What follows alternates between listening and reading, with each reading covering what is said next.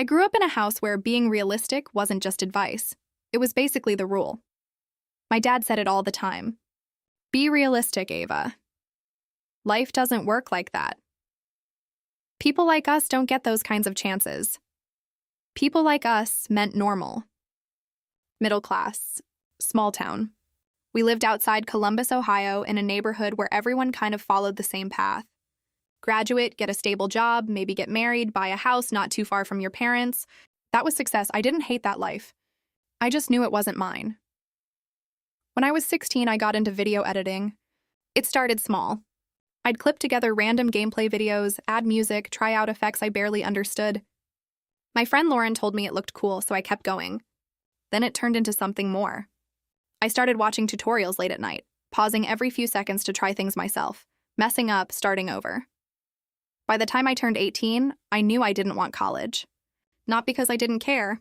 I just didn't want to spend years and money on something I didn't believe in. Wanted to build something online. I told my parents one night at dinner. My mom froze mid-bite like she didn't process what I said. My dad laughed, not a small laugh. A full, you can't be serious kind of laugh. You're joking, right? He said, no, I said. I want to do editing, content, maybe freelance or start something of my own. With who? He asked. Your little internet friends? I'll find clients. That's not a plan, Ava. That's a fantasy. My younger brother Jake smirked. He didn't say anything, but he didn't need to. My mom tried to soften it. We just want you to have something stable. I will, I said. I just need time. My dad shook his head. Time doesn't pay rent. That dinner turned into an argument. Then into silence. The kind where everyone eats without looking at each other. A week later, my dad handed me a list of community colleges. Pick one, he said. I didn't. Instead, I got a part-time job at a grocery store and told them I'd help with bills if I stayed home. That was my compromise. They didn't like it, but they agreed. That's when the comments started, not yelling. Just constant little reminders that they didn't believe in me. Still working on those videos? Any money yet?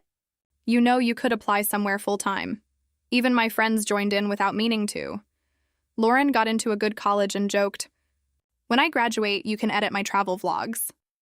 My friend Chris said, you're kind of risking everything for this, aren't you? I laughed it off, but it stayed with me, because they weren't wrong. At that point, I had nothing. No clients, no income. Just a laptop I saved for and a bunch of unfinished edits.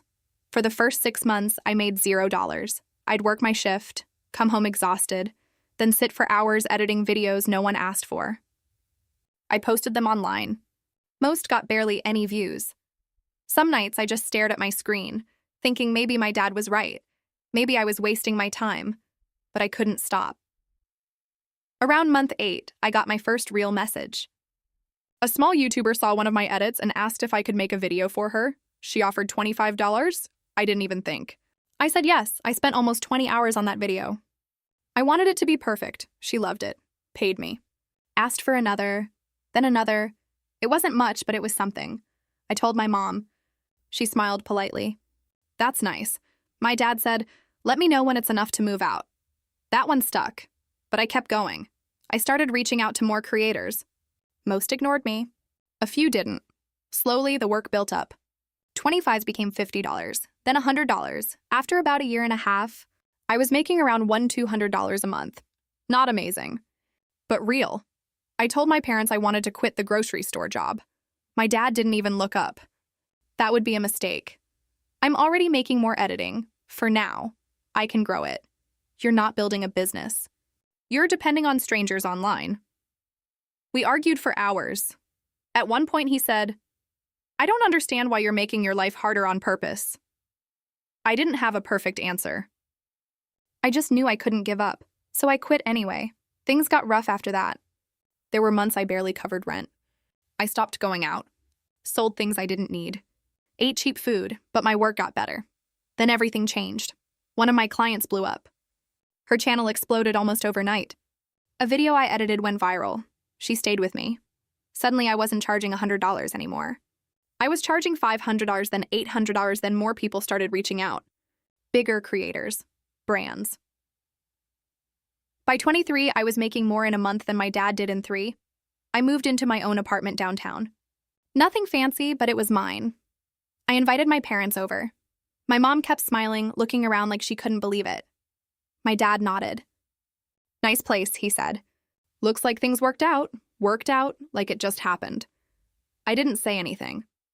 Over the next year, I grew even more.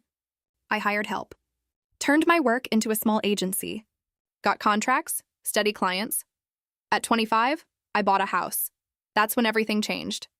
Suddenly, my dad started telling people, "Ava's always been creative." We knew she'd do something big. We knew. I remember hearing that and almost laughing.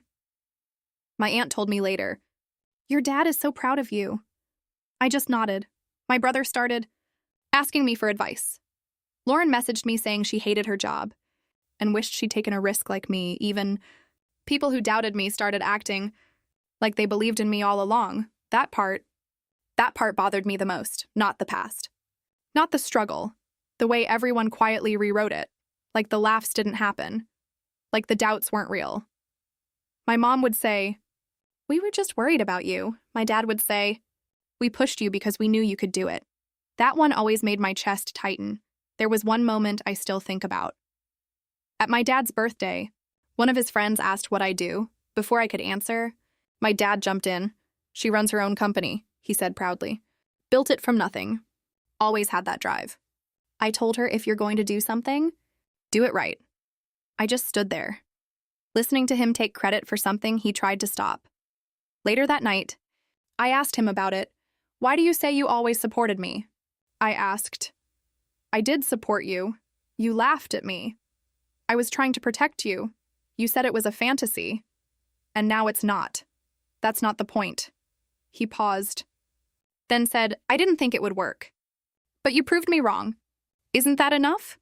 I didn't answer, because part of me understood him, but another part couldn't forget. Now everything looks fine. My business is stable. I don't worry about money like before. We see each other, we talk, we laugh. But every time he says, "I always knew you'd make it," something in me tightens because he didn't. And I remember everything. I don't argue anymore. It's not worth it. But I also don't pretend. When people ask how I got here, I tell them the truth. I started with nothing, no support, no connections, just time, a laptop, and refusing to quit. And yeah, they laughed. They don't anymore.